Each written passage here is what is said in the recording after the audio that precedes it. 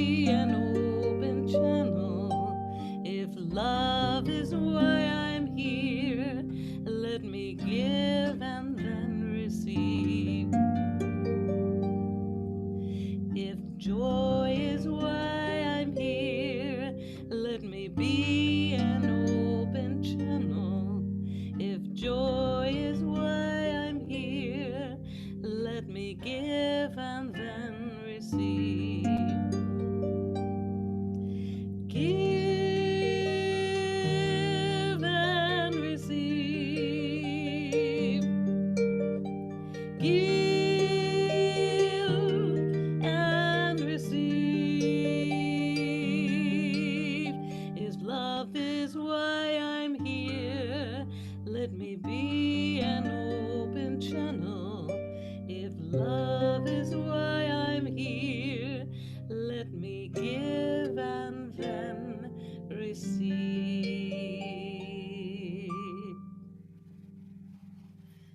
Good morning, Unity of the Keys. That beautiful song was written by Karen Drucker and is a part of our Unity catalog of songs. I know a lot of you who come to Unity are familiar with it. I always just love that song. So, good morning. It's so good to be with you, even through Zoom. Good morning to everyone in the house, on Zoom, wherever you are in the world right now or afterwards when you're listening. And I want to start off by saying that usually when I give a talk, it's about something that I'm currently working on. So this talk started out as who am I when all these external circumstances are just so different? Like, who am I in this changing world? So that's what I started thinking about. And I was feeling really unsettled because I wasn't working. And I so identify myself as a professional musician. So I thought, well, who am I if I'm not, making music, if I'm not fulfilling my destiny? And I was trying also to stay really positive about money because I was out of work and I didn't know what the situation was, even though I've been doing this spiritual practice for a long time, and I know that abundance is mine for the asking. And I also know that money comes and goes, and I'm always fine, with more or less. Yet doubt and worry started to creep in as Dan and I both started losing all of our big jobs. And I think I had about 40 gigs that rescheduled. And another part of my life that was really unsettling is I'm the one that does all the shopping around here and buys all the food. And in the beginning, we just didn't know how to deal with it all. So we were getting all of our food delivered, and I was like ordering it online and going through a shopper, and they were like misunderstanding and bringing all kinds of things, and it was so out of my control. And not always like the best, or not always organic or the things that I would buy. And so I was like, for some reason, that kind of tipped me over the edge there. And kind of a funny story about food because food and cooking is a big part of my story. I worked as a cook and as a chef, and briefly had my own restaurant. And so this is like a big part of my identity of who I am relates to food. And it started really early. It started when I was about 15, and I realized that I didn't have to eat my mom's, sorry mom, terrible cooking, but I could make my own. So I was reading a lot about Zen Buddhism and macrobiotics at the time. So at 15, I decided that I was going to be a macrobiotic vegetarian. So I would take the train from Long Island, where my parents had moved to from Brooklyn, and go to Greenberg's in the Lower East Side and buy organic vegetables and brown rice and miso and seaweed and things that my mom looked at like kind of skeptically. And I would cook them and I would sit down to eat dinner with them and say, oh, help yourself, everybody, try it. To which, my dad and my brother like looked at it like I was absolutely insane, and bless her heart, my mom would try. And my sister, I think, was about 3 at the time, so she didn't really know too much about miso. But ever since that time, I I've just had this real connection to food, and even at that time, I realized that I'm not the kind of person that does anything halfway. So if I was going to do my own cooking, I wasn't just going to do my own cooking, but I was going to be a macrobiotic vegetarian and do my own cooking. And which I actually remained a vegetarian and for about 15 years. And ever since that time, have had a great respect, and my nutrition is based around whole grains and beautiful organic fresh food, and it's a kind of a big deal to me and a big part of my creativity. So, so that was another place. Just not being able to get my own food just really tipped me over the edge. And fortunately, at that time, I had just started this yoga training, which was a full weekend once a month for 9 months, and we had started in January. So I had access to deeper techniques for meditation and deeper techniques for doing lots of yoga and discussion about philosophy and about nutrition. And because I wasn't working, I was able to participate in all these extra weekend workshops and gain more information from my teacher, Letitia Walker from Purna Yoga 828 in Asheville, and also from the co founders of Purna Yoga, Adil Pakilvala and his wife Savitri, who run the Alive and Shine Center in Bellevue, Washington State. By the way, there is a Purna Yoga teacher. He's a 2,000-hour teacher in Key West named Carl Ferret, and he teaches at the UU Church. And there are also, in case you're just curious about Purna Yoga, there's videos on YouTube and um, Zoom and live stream classes from Purna Yoga 828. Um, So if you're ever curious, later on, I am going to lead a meditation that includes some heartful meditation, which is a technique developed by Savitri of Purna Yoga. But the more I thought about how I wasn't able to express myself, to control things, and to express myself musically, which is sort of ridiculous because you don't have to have a job to make music. So I don't know. Sometimes being a professional gets in your way that way. But it kind of started tipping me into this depression. And then one day I was just sitting at the piano, just trying to just play through something. And I looked out the window, and there was a bird sitting right outside my window singing. And I noticed all these buds starting to bloom. This is my third winter here in Asheville. So, I mean, winter's a real thing. Everything, all the leaves fall and it's cold. And so I looked up and I noticed that spring had started to happen. And that night, at about 4 o'clock in the morning, I just woke up and I heard this bird singing. And the bird was singing, "Cry no more, cry no more." So I got up, I walked to the piano, and I wrote this song, "Cry No More." And then about a week later, a local jazz musician started doing this project where he asked other local players if you had original music, and everybody recorded their part at home on video, and he edited all these videos together and made this video project. And he put a call out like, does anybody have 4 original songs? So of course I jumped in and said, yes, yes, I do.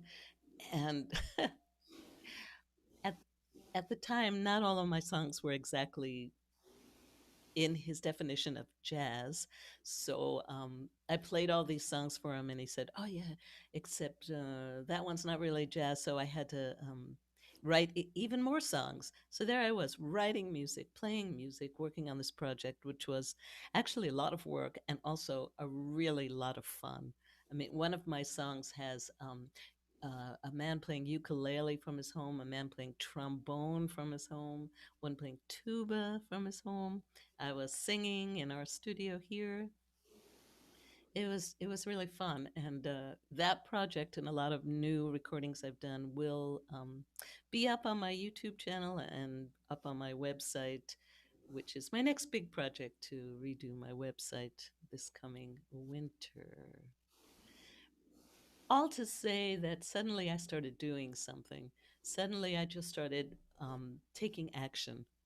So without even kind of thinking about it, I realized that you could actually go to the store if you were masked. There were several stores with good protocol that only let a few people in and wash the carts, and everyone had to be masked, and there were like arrows telling you which way to go, and it was okay for me to go in to the stores I knew I could get in and out pretty quickly, so I could put that back in my life. And I was making music, and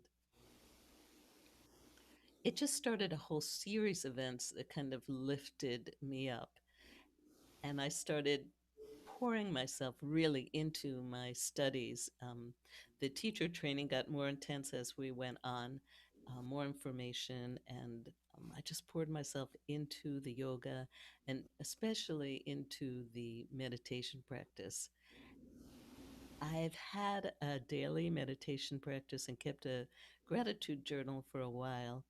And my gratitude journal is actually on my phone. I started this practice when I moved from Key West in 2016. It's about this time of year, I guess. And I just started very simply. I started by just thinking of three things I was grateful for, and then setting an intention for the day. And the intention might just be to observe better, listen, be more, be joyful, um, be easy about the details of the day.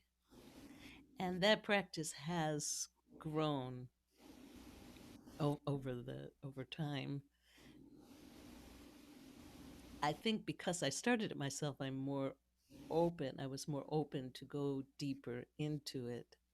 But this whole point being that it's one thing to understand that and listen in service and listen to people talk about spiritual practice and even have your own practice, and it's sometimes not as easy to put it into your daily life. I mean, when things are going well and swimmingly, it's a lot easier.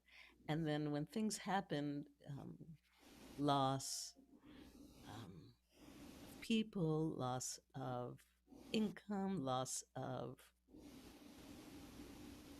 routine, even, our identity gets kind of off kilter, and it's the time really to dig in deeper, but sometimes it takes us a long way around to get there. It's actually the one of the unity principles. I think it's the fifth unity principle, which is that of daily practice and of action. Because just thinking like a desire without acting on it is basically just wishful thinking. It doesn't really make a change, but it does set you up to make that change. I mean, look what just happened in our country.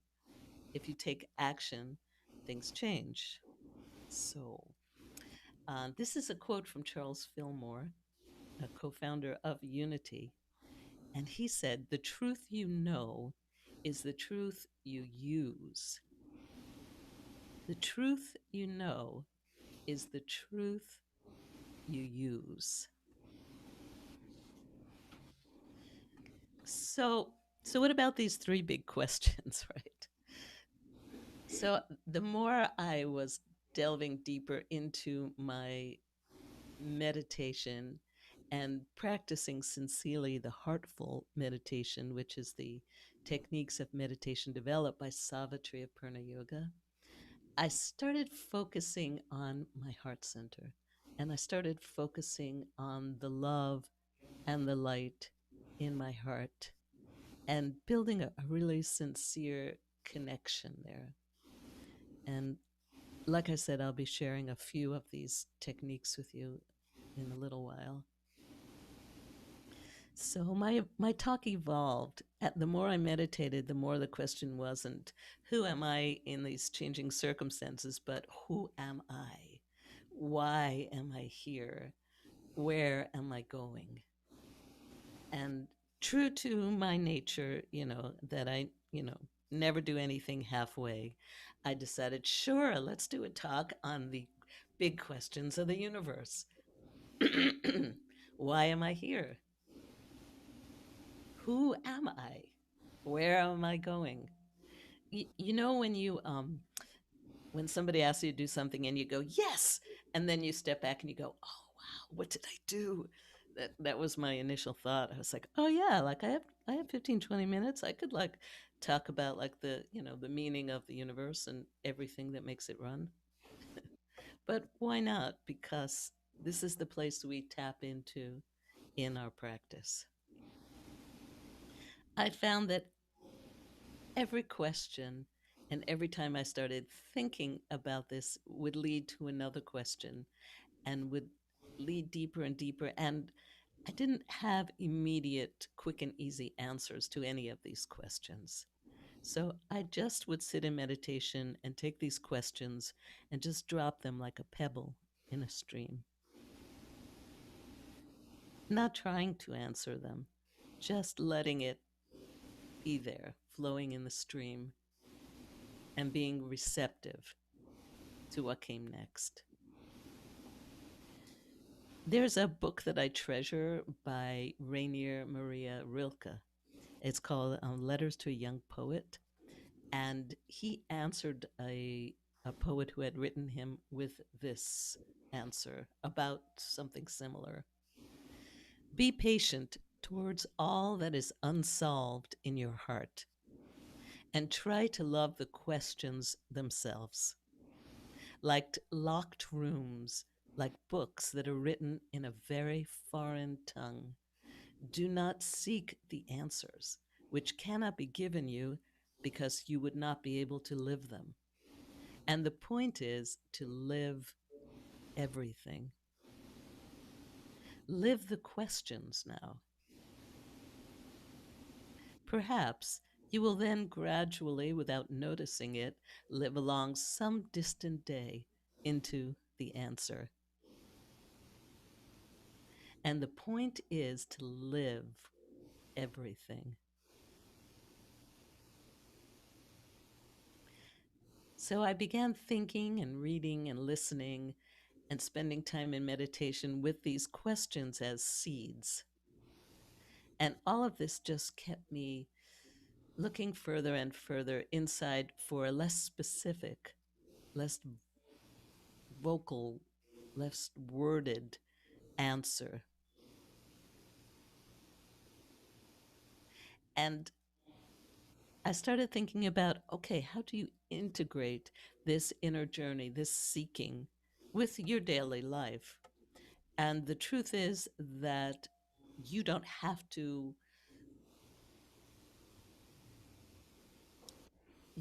to make it be a part of your daily life. The more you connect to your inner self, your divine self, the more it becomes a part of your daily life. It's like another bit in your toolbox for you.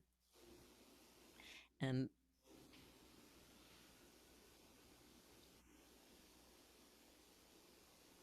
that that that realization that the more you connect to your divine self, the more it helps to guide you in your life began this whole idea of, well, what are ways that I can connect? What are ways that I can um, really connect to my heart and my light, really be aware of the light and the love within me? And one of these ways I think that is really crucial is to have time in your life for reflection and for meditation. So, if you don't already have a daily meditation practice, I really suggest you consider adding that to your life. And it can be very simple practice, like I started, just thinking of three things you're grateful for, writing it in your phone. Take a minute to just breathe.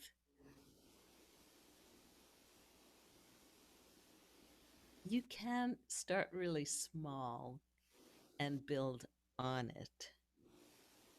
And it really does build in your life. I was just thinking for a moment here, a whole group of us have taken on this challenge. We took it on right after Ruth Bader Ginsburg passed. And all of us are doing this plank challenge where we hold a plank position um, for 87 seconds, which was how old Judge Ginsburg was when she passed. And the idea was to do it every day until the election. Although most of us have kept going and will probably keep going into January, which has great benefits because not only does it unite us and make us really focus on this beautiful things that Judge Ginsburg did for us, but it also builds good core, which is always nice. Helps you with everything physical. So, and it does build. I mean, even if you weren't able to hold it for 87 seconds to start, by now, most of us can. So, this whole idea of adding a new habit to your life, I've been reading this book by BJ Fogg, and it's called Tiny Habits: The Small Changes That Change Everything. He's he is a man who actually founded the behavior design lab at Stanford, and this book is about making changes. And he talks about how to he talks about how to add healthy and better habits in your life. He also talks about how to relinquish habits that are not so healthy. But the easier topic was adding new behavior patterns. And he has all these different ideas to make it successful. And I've used them, and they're actually amazing. And the first concept that he presents is make it so small that you actually can do it. So if you were to sit for 5 minutes, or even just sit for 1 minute, if you were just to sit for 1 minute and place your hand at your heart and just acknowledge the center of your heart and just acknowledge the divine light in your body for just a couple of minutes. Or you might sit quietly and focus on your senses, what you're hearing, what you're seeing even behind closed eyes, what you smell, what you taste, what you feel, and just bring that all together just for a moment. There are a lot of wonderful meditation techniques. I know that many people that come to Unity of the Keys there, or you out there in the Zoom world, practice meditation, and perhaps we can start a dialogue between people of different techniques that we all use and what works for us. I know for myself, I had this simple practice going on, and I went to mindvalley.com where they have free master classes where they introduce different topics and different speakers, and then you can choose, and they're free, and but then you can also choose to subscribe to one of their programs if you like. And I heard one by a woman named Emily Fletcher, who has I guess it's a company called Ziva Meditation. She did a talk called M for Meditation, and then I signed up for her 30-day quest. So the thing about the 30-day quest was that every day for 30 days, I had a guided meditation which started with 5 minutes and ended to be 15 minutes. It started guided and it ended by us all doing it on our own. And at that time, I started putting a number on my little gratitude journal on my phone. And today I'm at number 1158. So I really thank Emily Fletcher. She has a book called it's called Stress Less, Accomplish More, and she made me accountable. She made me keep my resolve of this non-negotiable time in the morning, which has now developed into something a little bit more where I open all the physical channels in my body, energetic channels. I sit for 20 minutes in meditation. I spend some time in reflection. And that is non-negotiable part of every morning in my life, which has made an incredible difference in my life. That even when I get thrown off for a while, I do find my way back.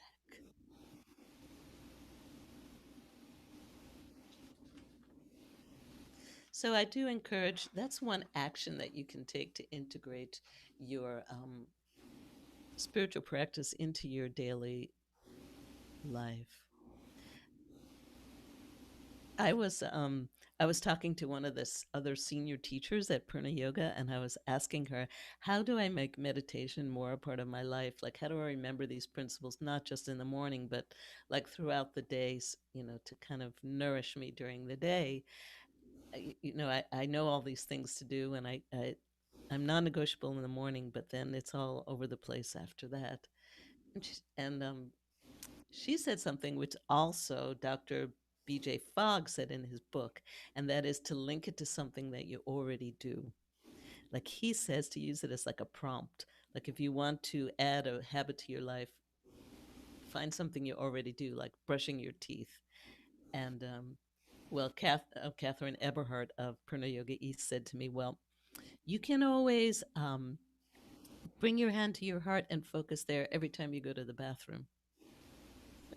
And she said, she's given this advice to other people, and she imagines that there are people all over the world right now who are meditating in their bathrooms. So lovely image, I know, but funny.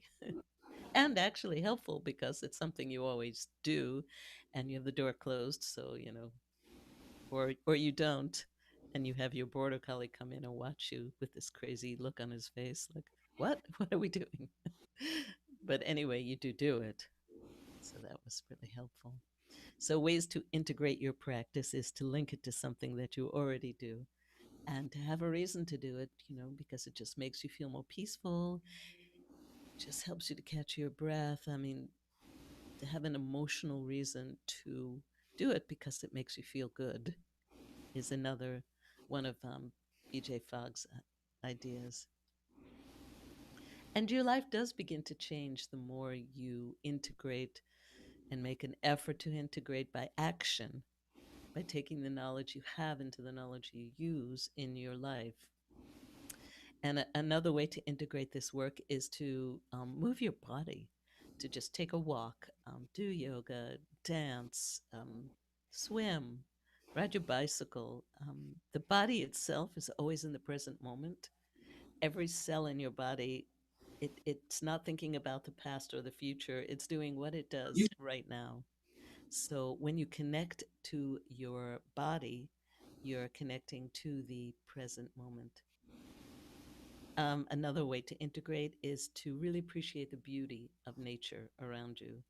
If you're fortunate enough to live on a tropical island, you could go by the ocean and listen to the palm trees, or fortunate like myself, where you could take a walk in the woods, or just enjoy your front porch. Also, to take time to really spend time with people who inspire you, encourage you, like minded people who make you laugh, who remind you about love. You actually already know how to take what you know inside and put it in your life, because for better or worse, you've learned from your parents, your community, your culture, and you're already doing this. So the pattern for taking what you know inside and putting in your life is actually already exists. So now it's a matter of taking what you know in your heart and your connection to your divine self and bringing that into your life.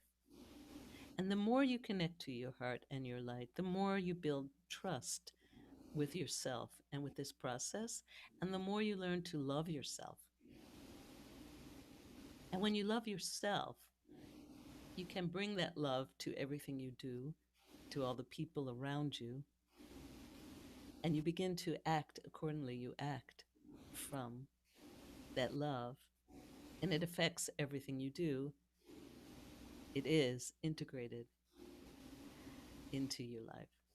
So I encourage you to take an honest soul selfie, check in with yourself, and build trust, build love with yourself, and to keep on checking in with that part of yourself.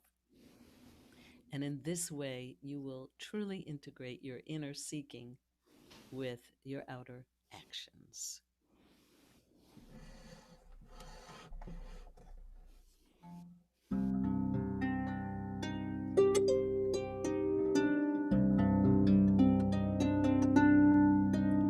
If love is why I'm here, let me be an open channel. If love is why I'm here, let me give and then receive.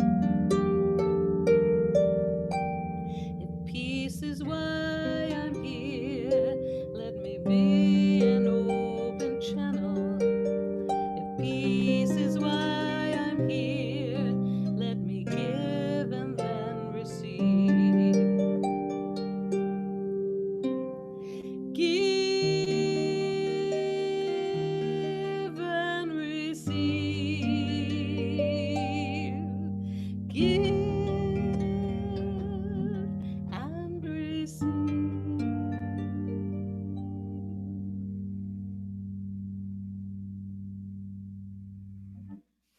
I would like to take you into a meditation after this talk, but you've been sitting there for a long time listening to me talk. So this is what I suggest. Everybody stand up if you're able, and let's do a little modified hokey pokey here. And just shake your right leg, shake your left leg, your right arm, your left arm. Lift your right knee and touch it with your left hand. Lift your left knee, touch it with your right hand. Get the brain waking up. Do a few shoulder rolls without getting your earplug out. Just a few rolls back and forward. Shake your head yes, no. Stretch up to the ceiling and then sit back down. And hopefully you could hear all that because I wasn't right on the mic. And sit in your chair with your feet on the ground, or if you're at home and you have a meditation seat or a cushion or some other comfortable position you like to be in for meditation, please feel free to do that. But if you're just sitting on a chair listening, make sure your feet can firmly and comfortably rest on the floor. So if you're petite like I am, you might have to sit forward a little in your chair. And feel your feet in the ground as you close your eyes. And if closing your eyes makes you a little anxious or a little dizzy, just look ahead and focus softly on something in front of you. So if you're able, with your eyes closed or not, and your feet, feel your feet in the ground, feel every part of you that's connected to the earth, your buttocks, your legs, whatever's touching, your back on the chair, and feel this grounding, feel this strength. And from below your navel, in your abdomen, lift up. Feel the sides of your waist lift up. Feel the crown of your head lift up. Your shoulders relax, your jaw relax, your face relax. So be alert, but be comfortable. And sit with your hands in your lap, facing up, relaxed, fingers apart, receptive. And deepen your breath. So just notice your breath. Allow your breath to be a little bit longer, a little bit deeper. And don't change it much, just Allow it to relax and deepen.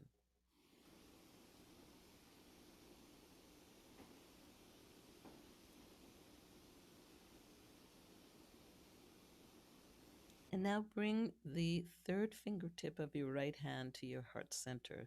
And if you don't know where that is, take both hands underneath your arms and come towards the center. And where they meet, that's your heart center. So the fingertip, third fingertip of your right hand and your left hand, just leave relaxed in your lap. And this is called the doorbell technique by Savitri of Purna Yoga, part of heartful meditation. And as you exhale, just put a little bit of pressure on the fingertip. And as you inhale, let it release, as if you're very lightly ringing a doorbell. The doorbell at your heart center. Exhaling a little pressure, inhaling, release. Moving with your own rhythm, your own breath. And visualize this doorbell on a door that opens, and behind it is this beautiful, clear white light. So ring the doorbell, release. And do that a few times in your own rhythm.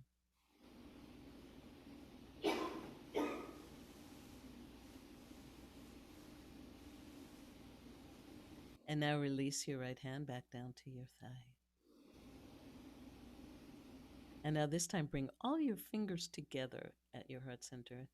And if you're curious or if my instructions are not that clear, you can always open your eyes for a moment to look.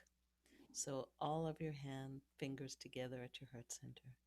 And as you inhale, keeping connection to your body, feel this light spreading. And on the exhalation, just break that contact. Bring your hands back together and back to your heart center. On the inhalation, feel this light that you visualize growing and spreading through your body, through your chest there. Exhale, break contact, bring your fingers together, and come back to your heart center. So as you inhale, you're feeling the light increase. Your hands are touching your chest. As you exhale, you're breaking the contact, bringing your fingers together. And once again, do this in your own rhythm with your own breath. And try and really feel this light spreading. It doesn't have to be big.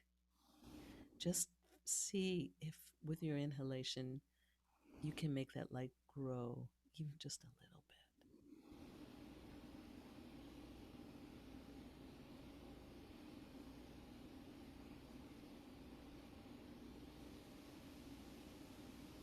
And after this next round of flowering, bring your hand to rest once again on top of your thigh, hands up. And feel this growing light in your chest. Feel it spread to both shoulders. You may feel a warmth or a tingling. Let the light flow through your upper arms to your elbows, then your lower arms to your wrists, out the tip of your right fingertip, left fingertip, both fingertips of the second finger, third finger, fourth finger, fifth finger, in the palm of your hand. This beautiful glowing white light in the palm of your hand. You may even feel this tingling sensation in the palm of your hand. And then absorbed into your hand, up to your wrist, your elbow, your shoulder, across your collarbone, down through your torso, around your ribs and your heart, bathing all of your organs in this beautiful, clear white light, down to your pelvis. And feel where your thigh bone fits right into your pelvis in that cup.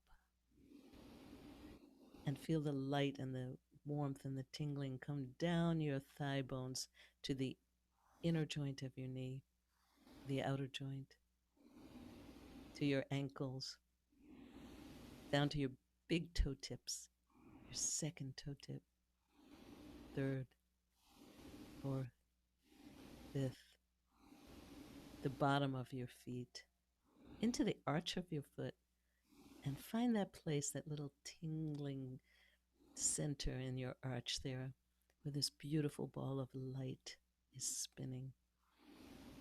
If you don't actually feel it tingling, it doesn't matter. Just visualize the light there. And then absorb that back into your feet, your ankles, your knees, your hips, to your sacrum, a little shield at the very bottom of your spine. Feel the warmth and the tingling. See the light there. And see it moving up your spine, up your lower spine, your middle spine. When it gets behind your shoulder blades, feel your shoulders relax. All the way up the back of your neck to that little ridge where your spine meets your skull. The back of your skull, the crown of your skull, up across the front of your scalp, onto your forehead. Feel your forehead relax. Every crease, every worry just dissolve. Your temples relax. Your upper jaw, your ears, your eyes, your nostrils, your lower jaw. Feel your bottom teeth separate from your top teeth. Feel your lower jaw relax enough that your tongue maybe can just widen and sit on the bottom of your mouth with the tip touching the bottom teeth.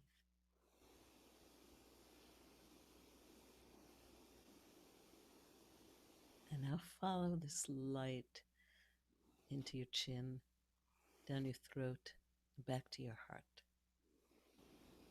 And now visualize this whole network of light that you have created that started from your heart, spread down your arms into your hands, went through your torso, down your legs, up your spine, around your head and your face, back to your heart.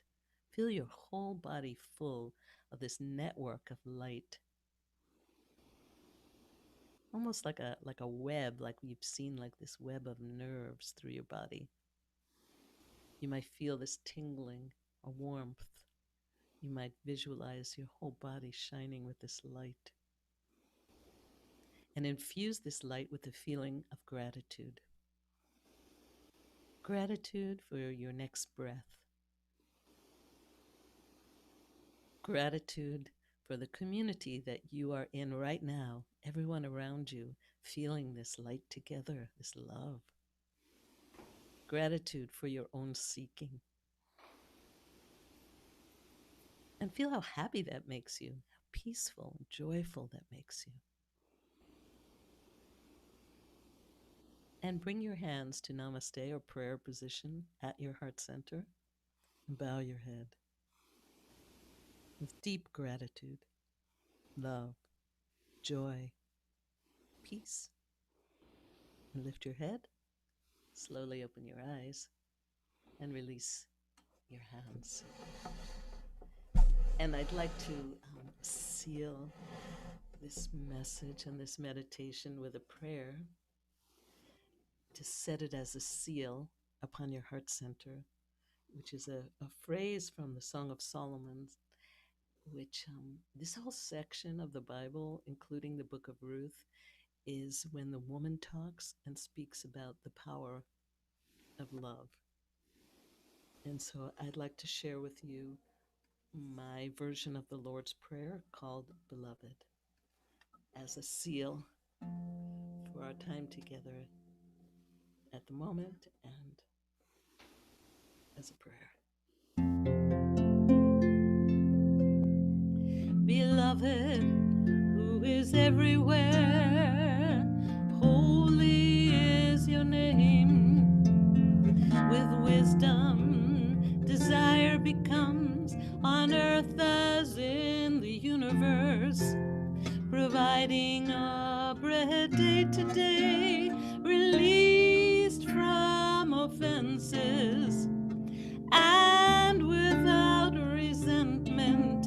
We are not led by temptation.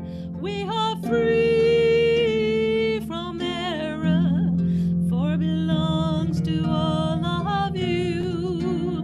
The power, the song, and the praise, sealed in trust, truth, and faith. Trust, truth, and faith. Ah, ah, amen.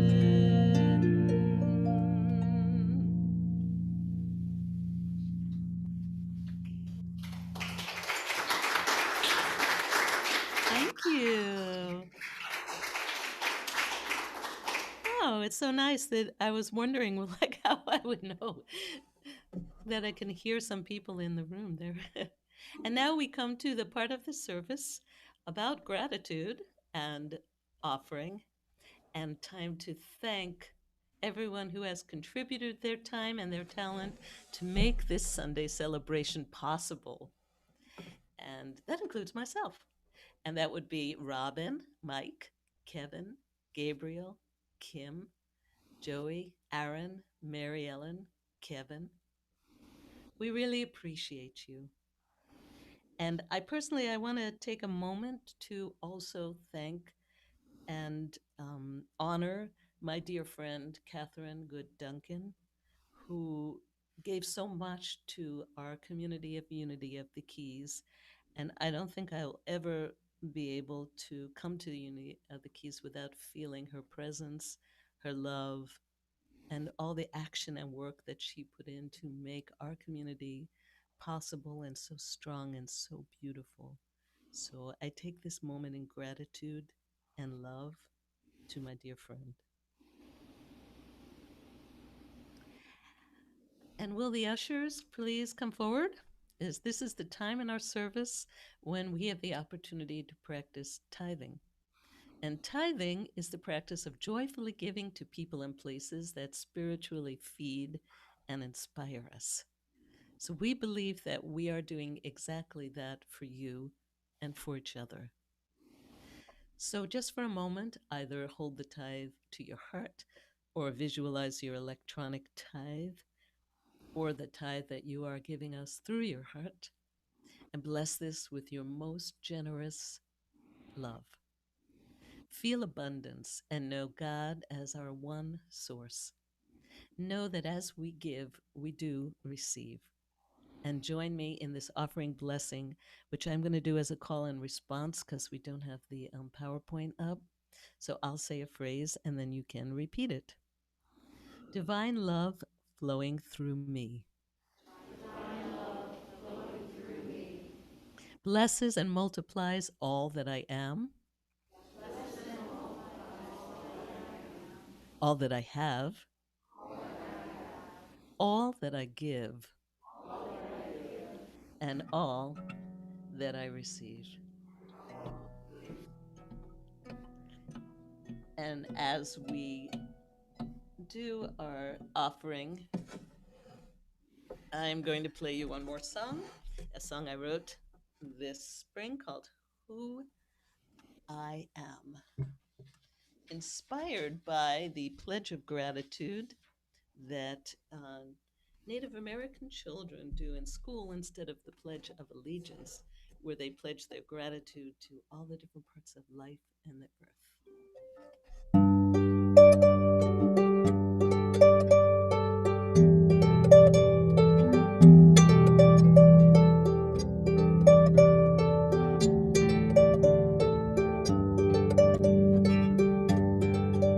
We are part of a larger tribe, part of the great I am. That is who I am.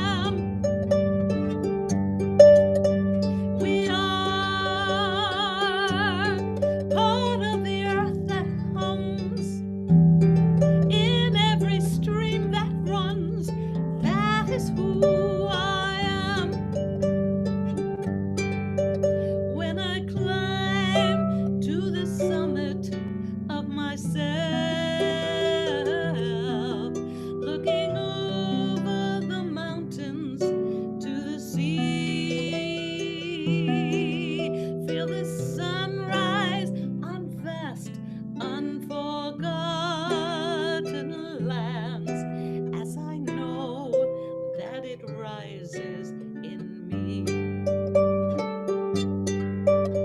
We are in the sweet grass that grows in every forest soul. That is who I am. We are in every song that's sung, from each bell that's rung. That is who I am. Oh, hee-haw, hee-haw.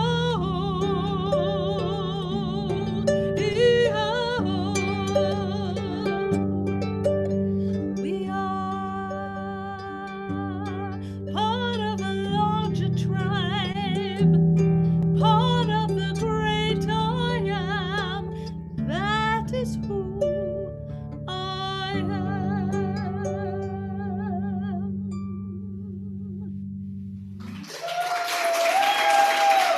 Thank you so much, everybody. It was so great to be with you. Thank you.